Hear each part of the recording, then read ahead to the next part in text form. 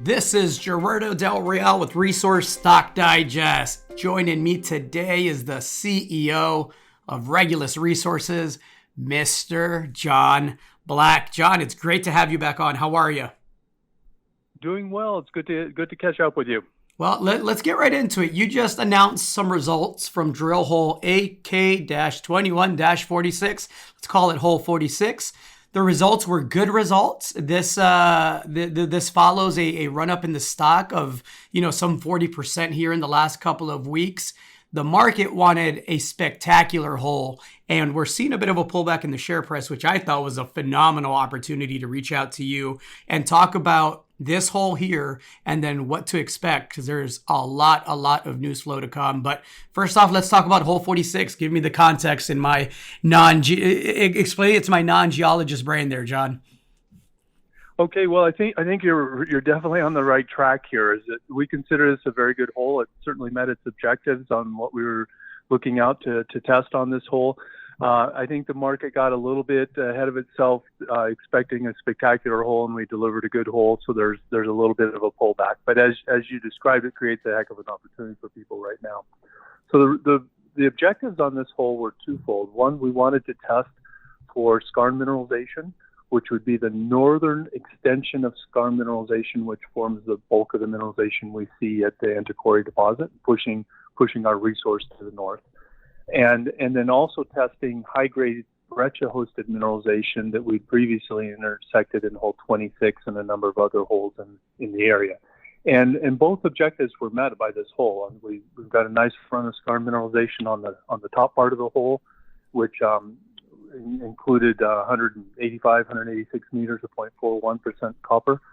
Would have been nice if the grade would be a little bit higher than that, but that does fit above cutoff. It would be an extension to the mineralization, which will most likely push our conceptual pit to the north, add tons to the resource that we already have in hand.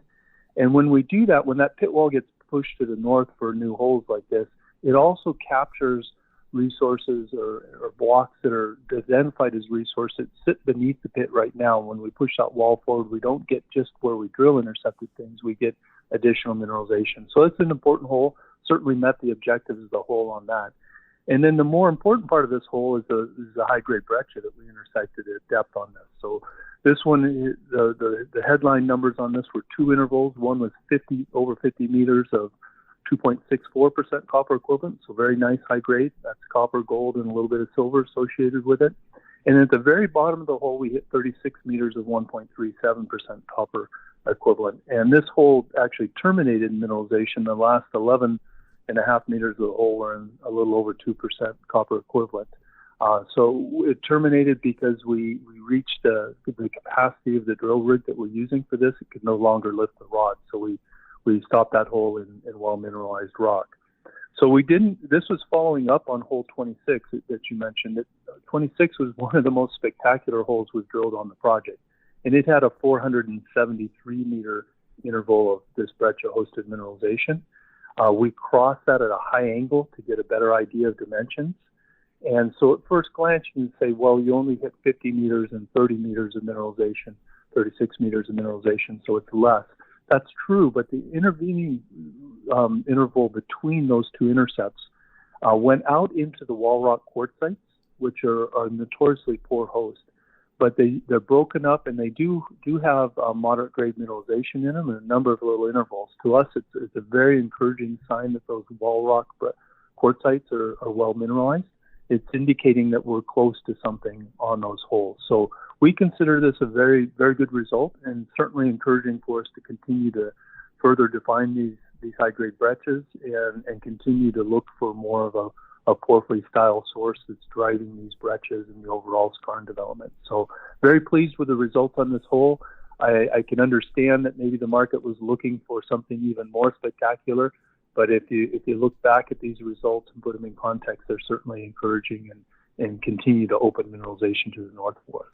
Well, let's look forward. You state in the release that you have 2 rigs turning and that you're looking forward to reporting results on a more steady basis. This hole obviously took a bit. I imagine 1, delays with the labs. I imagine 2, the depth, right? This had to take quite a bit to actually get to drill. But how do you anticipate news flow here moving forward, John? Well, with the 2 rigs turning right now, this project is not the easiest drilling, so the advance of the drill rigs is a little bit slow on them. And you mentioned the turnaround assay labs, which we're all experiencing some challenge with that. That's improving gradually. Now we're starting to see a little better turnaround on the assay labs. So we would anticipate now that we'll be able to put out about 2 holes every, say, 6 weeks or so on the project, 6 to 8 weeks, which is still slower than we'd all like to see on it, but it's important to note that we've had a long gap without much information on this project. That's why I think all eyes were on this first hole coming out, because it's been some time. But I'm very pleased now that we've got the pump primed, if you will, and we'll start to see these results come out. And the more results we get on the table, the easier it is for us to see the overall picture. I've commented over the years, this project has a tendency to deliver just a killer hole about every 10 holes on the project, with a lot of good holes in between and an occasional dud on it. And so judging everything on 1 hole is a little dangerous on this. I'll be happy when we start getting more releases out during the year and we can see more holes, and I'm quite confident we'll be delivering the type of results that will excite people. I'm looking forward to having you back on. I think shares are ridiculously undervalued. You have a market cap roughly of 112 million Canadian. And just for a bit of perspective, you want to provide a quick overview, John, on the resource that already exists? Absolutely. And I think that's a key point. A lot of times people, because we're talking about expanding the mineralization to the north and testing new targets in that area, it's easy to focus on this as an exploration play, and it certainly has that aspect to it. But it's important that people don't forget that we already have a sizable resource in hand, and that's a little over 500 million tons, about 50% indicated, about 50% inferred, and a little over 500 million tons at a 0.7% copper equivalent. So better than average grade for large open pittable copper resource, and very low strip ratio on that.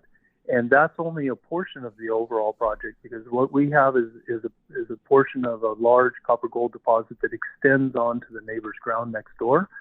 Those neighbors being a joint venture called the Comalaiche joint venture, which operates the Tantahuatay mine, and that's Buenaventura and Southern Peru Copper with a local Peruvian company called Espro. And jointly, they operate an oxide mine that's mining the oxide cap over a very extensive copper gold sulfide deposit at depth, of which we have about half of that. So when you look at the overall district with our portion of the deposit and the neighbor's portion of the deposit, this is clearly a deposit that has all the earmarks of being economically viable and in the size that will attract even the largest copper or gold miners. So it's one that's on the radars for those large companies. And we're trying to expand that farther to the north and prove our hand at the poker match, if you will, on this moving forward. And it's important that people don't forget that resource we already have in hand. Well said, John. Looking forward to further assays and news. Thank you so much for your time. Great. Thanks for your time. Look forward to talking soon. All right. Chat soon.